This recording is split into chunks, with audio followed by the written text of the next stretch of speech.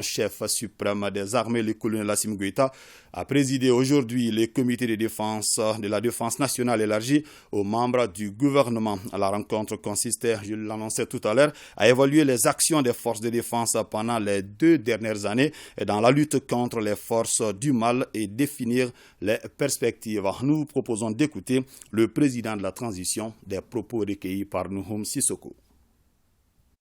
La question sécuritaire présente d'énormes enjeux et défis, d'où la nécessité de mûrir sans cesse la réflexion stratégique porteuse de nouvelles perspectives pour notre pays face à la complexité des menaces auxquelles nous sommes exposés. C'est le lieu de saluer la nouvelle posture opérationnelle que vous avez adoptée et dont les résultats sont tangibles sur le terrain.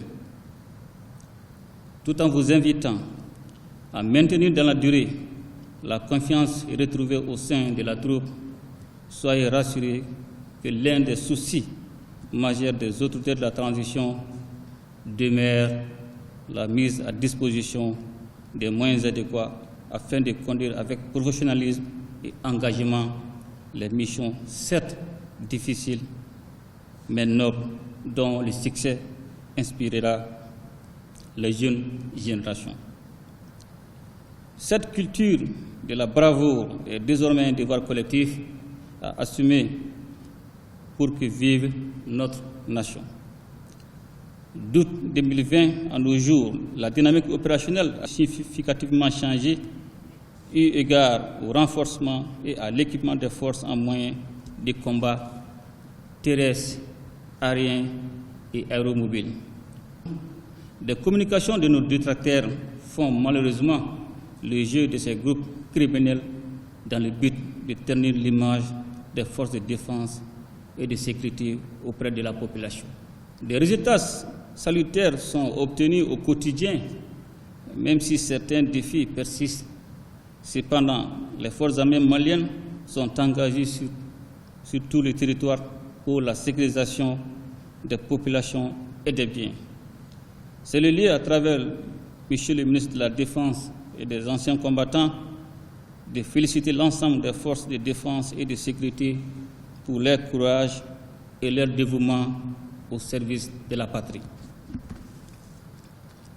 Tout en m'inclinant sur la mémoire de ceux qui sont tombés sur le champ de l'honneur, je souhaite un prompt rétablissement aux blessés. Pour le retour de l'État et des services sociaux de base dans les localités éprouvées par le terrorisme, le rôle des forces de défense et de sécurité est d'une importance capitale. Ce rôle est d'autant plus indiscutable qu'il concerne aussi bien la phase offensive des conflits que celle de la reprise des activités de développement et de stabilisation. Cette journée de rencontre sera instituée afin d'établir un cadre d'échange entre le président et les forces de défense et de sécurité, en mesure de faire régulièrement le point des acquis, d'en tirer les leçons pour les perspectives. C'est également l'occasion pour moi de saluer les relations de coopération exemplaires et fructueuses entre le Mali et les États partenaires qui ont fait le choix courageux de rester à nos côtés malgré la période difficile que notre pays traverse. Nous devons donc être essentiellement à l'écoute de notre peuple et être sensibles aux attentes de nos populations.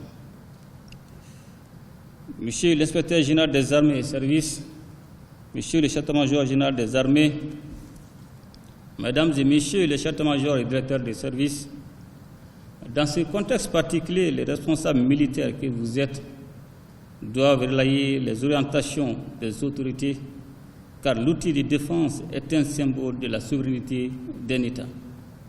Ce faisant, une meilleure compréhension des éléments de langage est indispensable pour vous.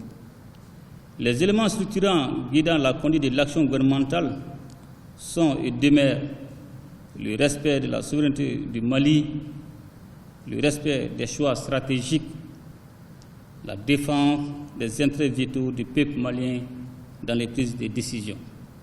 En dépit de notre abnégation de multiples manipulations sont entreprises par certains acteurs, qu'ils soient internes ou externes, pour nous faire douter du bien fondé de notre dynamique de refondation de l'État en général et de la restructuration de notre outil de défense en particulier.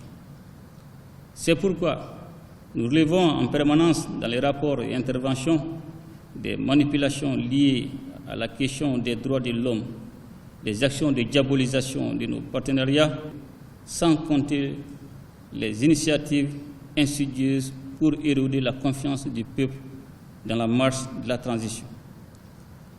Qu'à cela ne tienne, nous devons résister à ces tentatives regrettables et nous concentrer davantage sur nos objectifs de sécurisation, de pacification et de développement du Mali pour le bien des populations.